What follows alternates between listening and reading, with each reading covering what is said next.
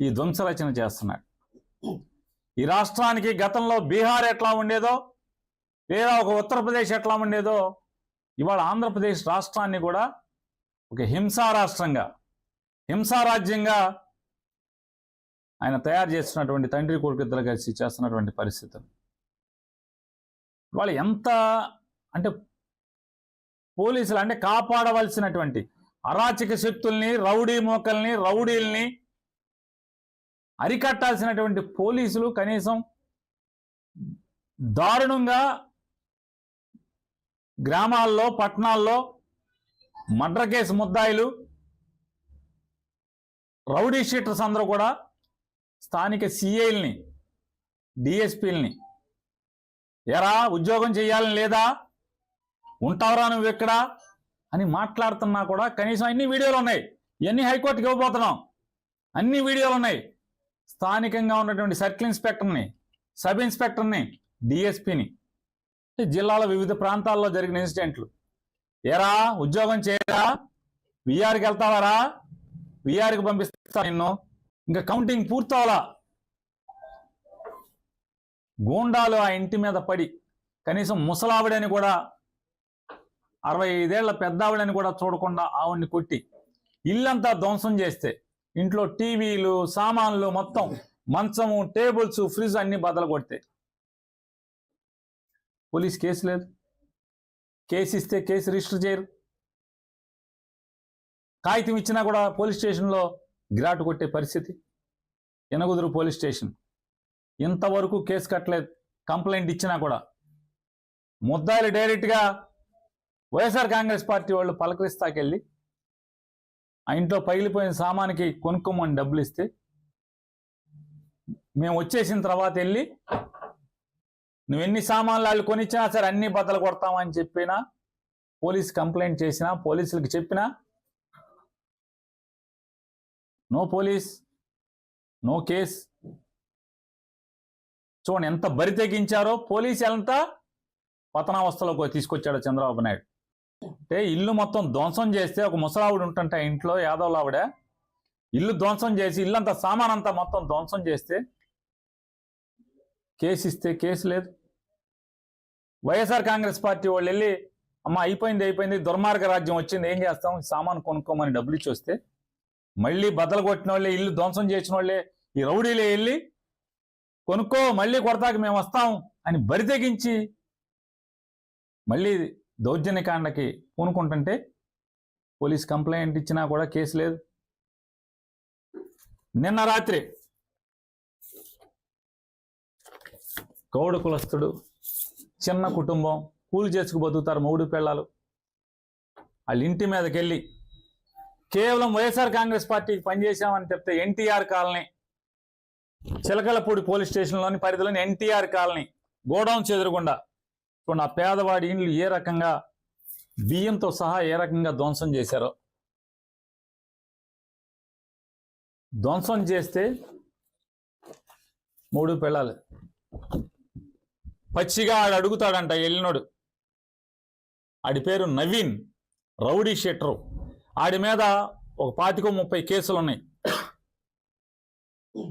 లంజా 1,00,000 రూపాయలు ఇస్తాను పడుకోవే అని ఒక నెలల పిల్లోడిని ఎత్తుకున్న తల్లిని ఆడు మాట్లాడతాడు. కేసు లేదు.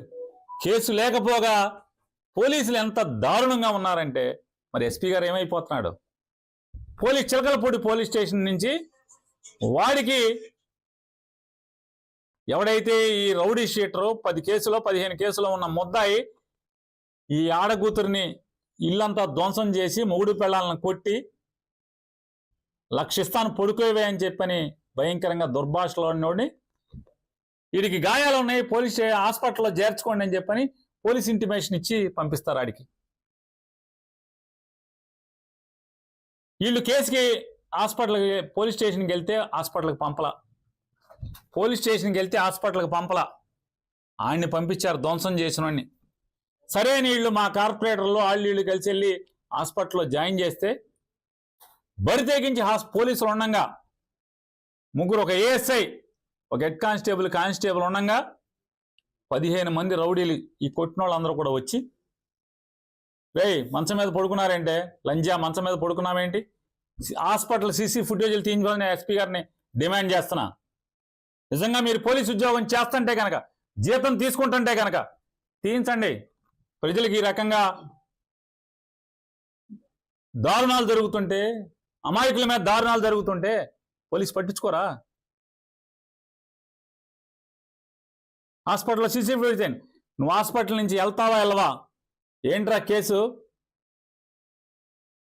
లంజా లంబడి అని బూతులు తిడుతూ హాస్పిటల్కి వెళ్ళి దౌర్జన్యం చేసే పరిస్థితి. హాస్పిటల్లో మంచం దగ్గరికి వెళ్ళి పోలీసు ఉండగా పోలీస్ స్టేట్మెంట్ రికార్డ్ చేసుకుంటున్నాడు ఏఎస్ఐ మాట్లాడు, హెడ్ కానిస్టేబుల్ మాట్లాడు, కానిస్టేబుల్ మాట్లాడు. కనీసం వాళ్ళని కేకలేరు, మందలించరు. అతను ఒక డిఎస్పీ వచ్చి మాట్లాడుతున్నట్టుగా ఫీల్ అయిపోతున్నారు.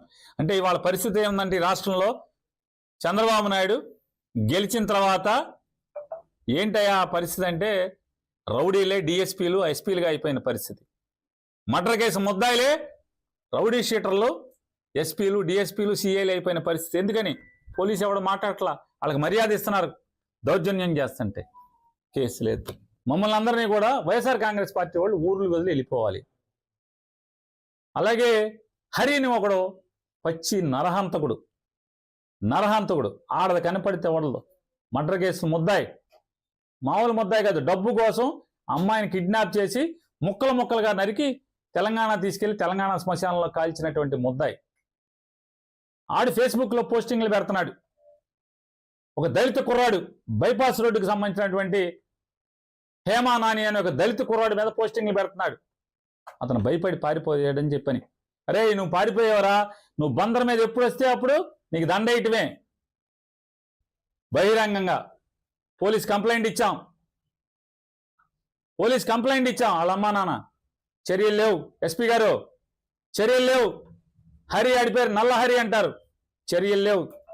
కొరియర్ సీను రౌడీ షీటర్ ఆ యాదవుల ఇంటి మీద పడి ధ్వంసం చేశాడు, కేసు లేదు.